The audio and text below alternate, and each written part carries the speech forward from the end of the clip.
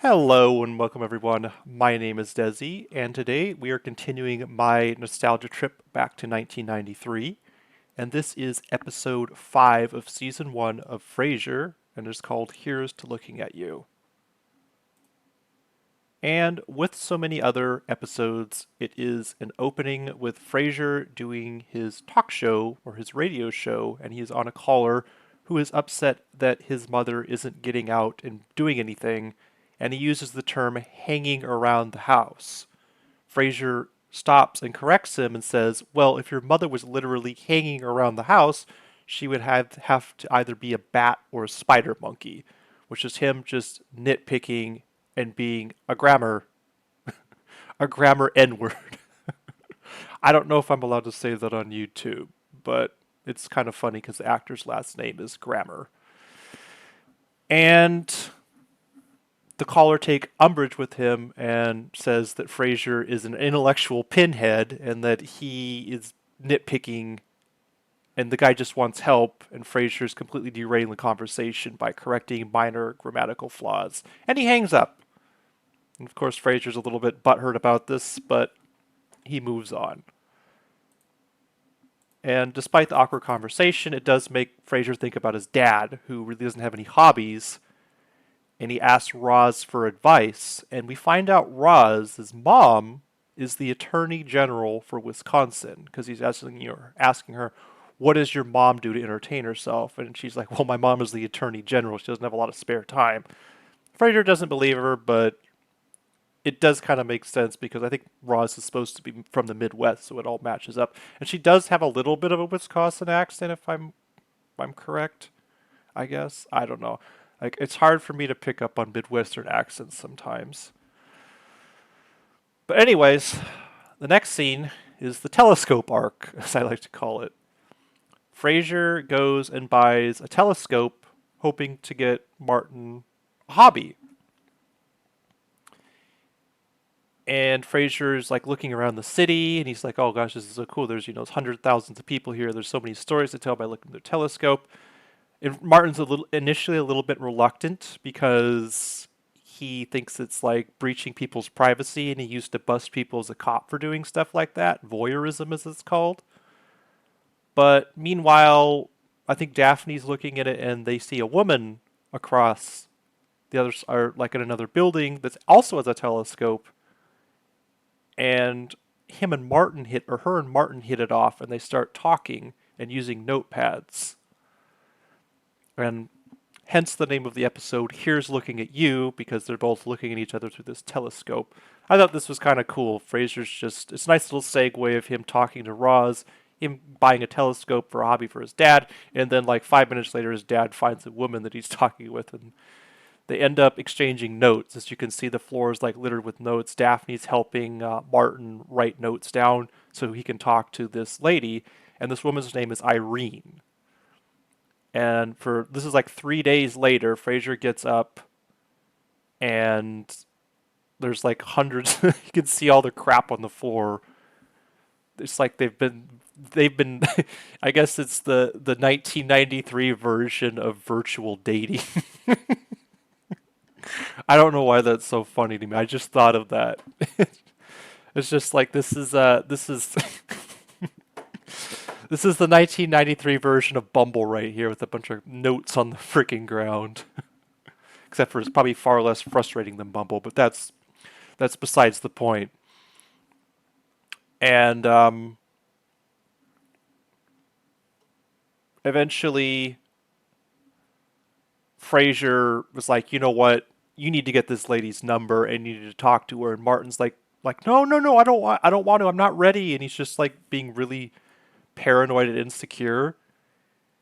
And eventually Irene calls, but Martin refuses to pick up the phone because he's too shy, which I think is kind of cute because for all the macho, no BS vibe that Martin has, he's just really being shy and like it's being like being like a little schoolboy, like passing notes to his to his girlfriend or whatever. And it is really cute, and I love this scene of Kelsey Grammer's actually looking, or Frasier's actually looking at Daphne in this scene, and they're just like, he loves playing the matchmaker, And it's this really cute side of Frasier's personality. But this is Martin finally talking to her on the phone. And another really cute scene. Martin and Frasier and Daphne are talking in the kitchen, and Martin comes in, and Frasier like has this look on his face. He's like, "So, how'd it go?" It's adorable. But it turns out that Martin said that she wasn't his type, and that he's basically doesn't want to proceed with any sort of relationship or dating, which is very odd considering they literally talk for like a minute. And the next scene is Frasier meeting Niles at the coffee shop, and Niles, of course, knows all about this quasi relationship that Irene and Martin were in because Frasier and Niles are super close. Like we're really getting the dynamic, understanding the dynamic between Frasier and Niles is that they're extremely close. They do have this brotherly competitiveness because they're both so similar and both intellectuals and kind of always out trying to outdo each other. But at the same time, they are best friends and super close. And I love their relationship. Like they have lots of petty banter, but at the end of the day, they have a very solid relationship and they both adore each other and love each other. But anyway, that's again besides the point. And Fraser expresses how he doesn't get why his dad just broke things off with Irene after one phone call. And one of my favorite lines of this episode is Niles is like, "Oh, who knows why anybody does anything?" And Fraser like raises an eyebrow at him and is like, "Wait a minute, what do you do for a living?" And it's ironic because Niles is a psychiatrist and yet he doesn't know why nobody does anything. So I just like that line. And Niles suggests that they set Dad up with Maris's Aunt Patrice. And Frasier dismisses the idea immediately because apparently Patrice is what Frasier calls a loon. And Niles ends up bringing Patrice anyway. And this is her showing up. And when we first meet Patrice, she is very normal. She is an attractive woman, about Martin's age, dressed very well, very sophisticated, I guess you would say. But Frasier is very reluctant about the whole situation. And when they first meet, you're like, oh, Patrice seems very normal. Martin meets her and they're talking and it's fine. But Frasier and Niles and Daphne all go in the kitchen, and of course Niles starts flirting with Daphne again. And they talk for a little bit. Frasier's not happy at all with Niles bringing this woman, and we find out very shortly after is that when they go back into the living room, Patrice is talking just complete gibberish. And I love this expression by Martin Crane. Like, oh my God, what do I? He basically is like, is she having a stroke? Is she okay? And it turns out that Patrice is playing this game where she puts a G in for every syllable. So she just is, it sounds like she's speaking a version of Pig Latin but with G's. And he's like Martin Crane is like Magart Kagin Kagrin or something like that because she puts G's and everything. It's just this really strange thing, and Martin is mortified. And as they're leaving, because they make up like a reason, like, oh, we need to go to dinner, and Patrice goes to try to hug Martin. Martin is just so like, oh my God, get this woman out of here. She's absolutely nuts. And she goes to try to hug Martin after he tries to shake her hand, and he ends up like running away from her. But this is her just like trying to go in for the hug, and Martin's like, "Oh my God, get me out of here!" He tries to like run away from her, and we learn later that the reason why he runs away from her is because he doesn't want Irene to see him hugging another woman. I think Daphne points that out actually, and they talk about that. Frasier brings that up, and Martin brings up the point that Irene's middle name is Rose, which was the same middle name as Niles and Frasier's mother and Martin's deceased wife. And so Frasier's like, "Oh, Dad, I'm sure Mom would want you to date, and you're making a big deal out of this."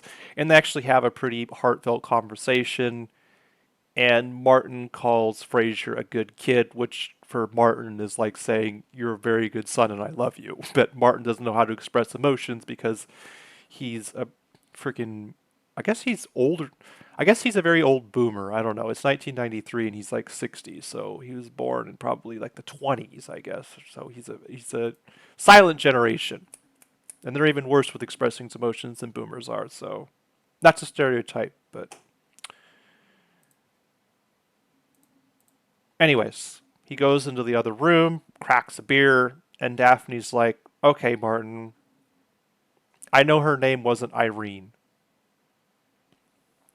And Daphne accuses Martin of being insecure because he's walking with a cane. And that's what he always actually left. Whenever he went up to talk to Irene via the telescope, he would always leave his cane. And this is a very real thing. Martin is, again, a very macho, very stereotypical macho sort of manly character, and yet he has this cane that he walks around with, which he's very insecure about.